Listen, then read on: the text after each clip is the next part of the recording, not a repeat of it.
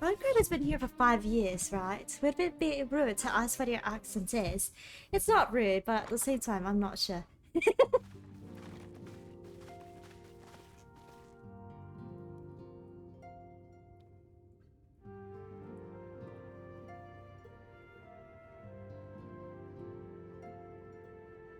Urianger, are you in?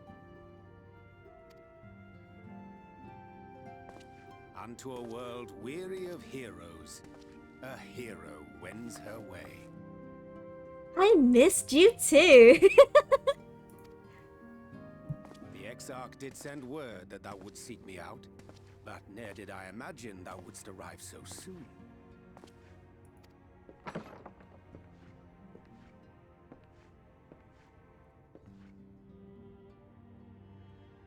What? Full glad am I to see thee once more, my friend, and none the worse for thy travails. We missed you too, Urianger.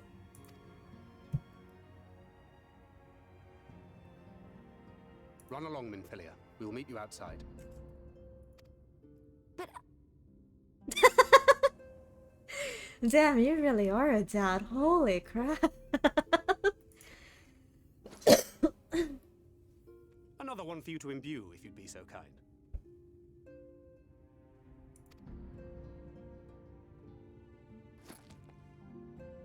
Oh, poor Minfilia. I take it thou hast met with our other comrades already? Pretty much, almost everyone.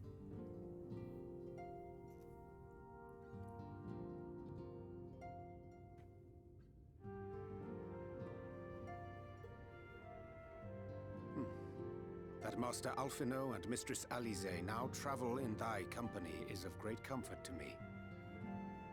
As for the rest, it beginneth in earnest. The hunting of the Light Wardens, and perforce the war with Yulmore. Hark thee then to my words, and through them behold the vision that I did glimpse, that of the 8th Umbral Calamity.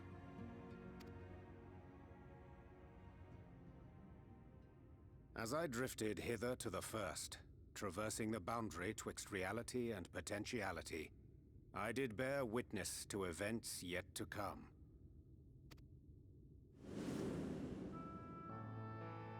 There I saw the combined forces of Eorzea and the Far East offering fierce resistance to the legions of Garlemald. Oh my god. So fierce, in fact, that they did begin to push the enemy back.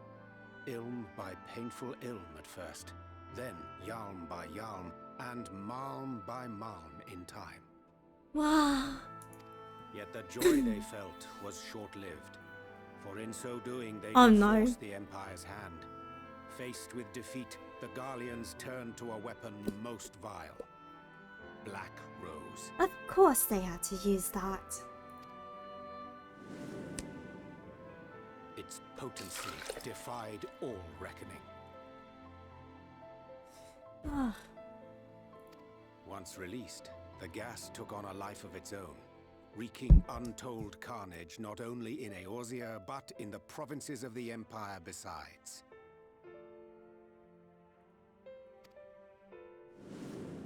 Damn. From fighters upon the front lines to babes in their beds, none were spared.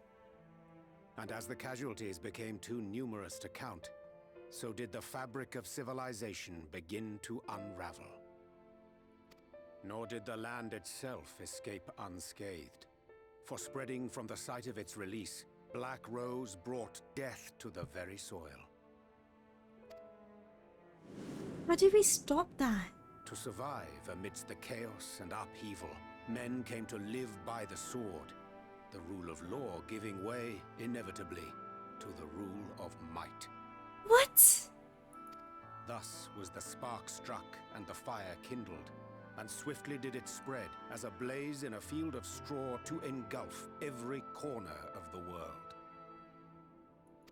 Nations worthy of the name did then cease to exist, and those souls brave and true who might have risen to restore order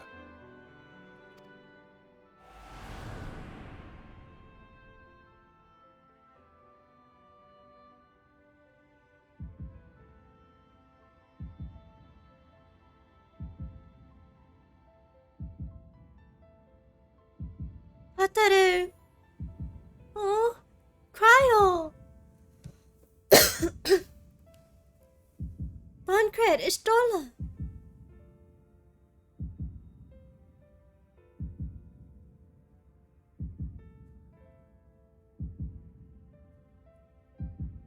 I don't know. Alize.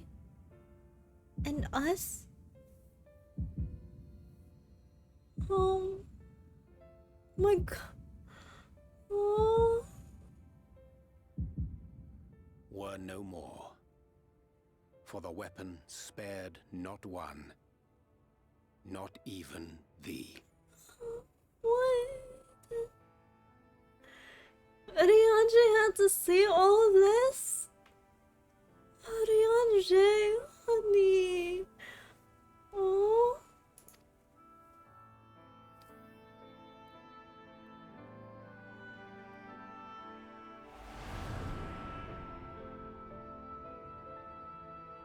An endless age of war, begotten by the blight of Black Rose. Such is the legacy of the 8th umbral calamity which I did behold.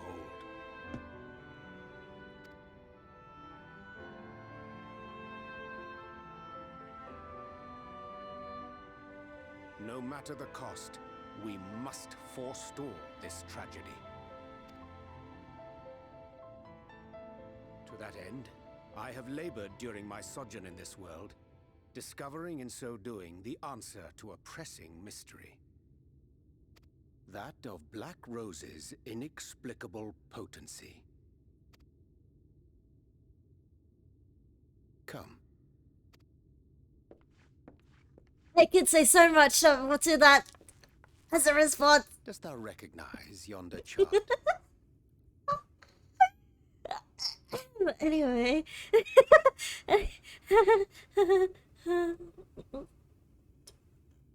Yeah.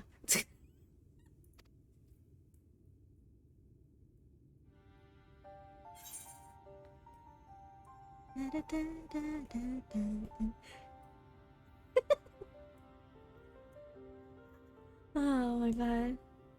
Oh, it's the elementals. Lightning, fire, earth, ice, water, wind.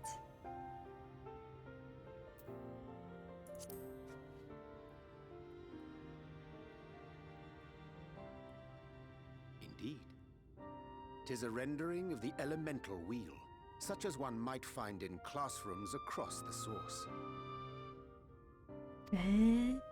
As the chart maketh plain, our world is composed of 6 elements, in addition to which there exist 2 poles in fundamental opposition. Astral, the active; umbral, the passive. As a reflection of the source, the first naturally compriseth the selfsame forces. Yet, curiously, there is a notable divergence in their nomenclature. To be specific, the denizens of this world employ not the terms astral and umbral.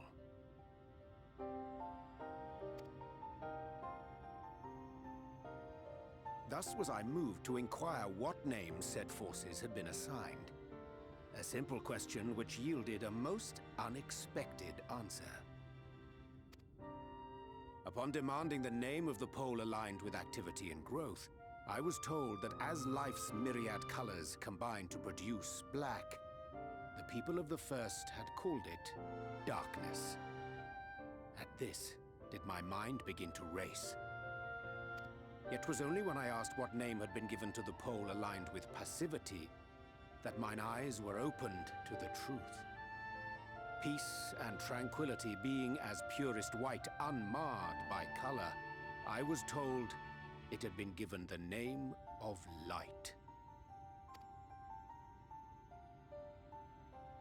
That's umbral light and astral darkness, yes? I'm no etherologist, but it strikes me that the nomenclature of the first is rooted in the generation of the 2 forces, while our own appears to focus on their effects. Which makes one wonder, have we had it backwards all this time? That's a good question.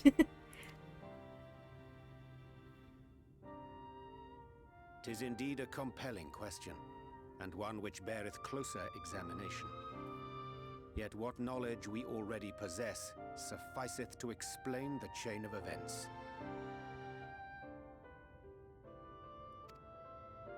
The phenomenon of etheric thinning observed in the source is the consequence of light, the power of stasis, flowing in from the first to stifle the movement of ether within the land.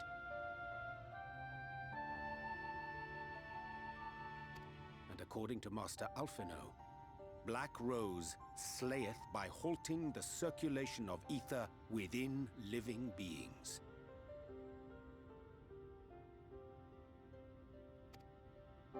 Should such a weapon be unleashed even as the first were rejoined, replete as it is with light,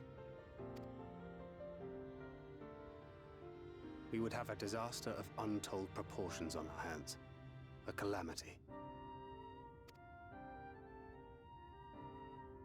Well, at least we have a better grasp of what we're facing. Our objective, however, remains unchanged. We are to eliminate the Light Warden of Ilneg. Yeah. Speaking of which, were you able to ascertain its whereabouts?